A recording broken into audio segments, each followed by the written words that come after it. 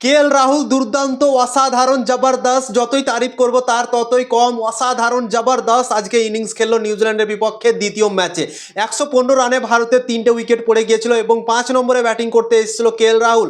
তখন ভারতীয় দল অনেক সমস্যার মধ্যে ছিল। তারপর 118 রানে 4টা উইকেট পড়ে গিয়েছিল।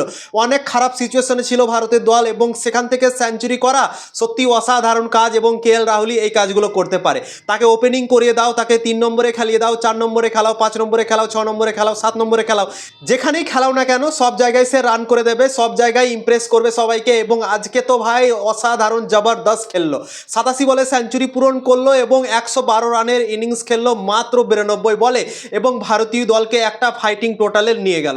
ভারতীয় দল প্রথমে ব্যাটিং করে 284 রান করলো 7 উইকেট হারিয়ে 50 ওভারে এবং 285 রানের টার্গেট দিয়েছে নিউজিল্যান্ডকে। তো এত দূর যে ভারত পৌঁছতে পেরেছে একমাত্র কেএল রাহুলের জন্য। আজকে কোনো ব্যাটসম্যান ভারতের দলের হয়ে ভালো ক্রিকেট খেলতে পারেনি, একমাত্র কেএল রাহুলই দুর্দান্ত খেলেছে, অসাধারণ খেলেছে। কেএল রাহুলের ক্লাসের জন্য ভারতের দল আজকে ভালো একটা স্কোরে পৌঁছতে পেরেছে। তো দুর্দান্ত ইনিংস, অসাধারণ ইনিংস।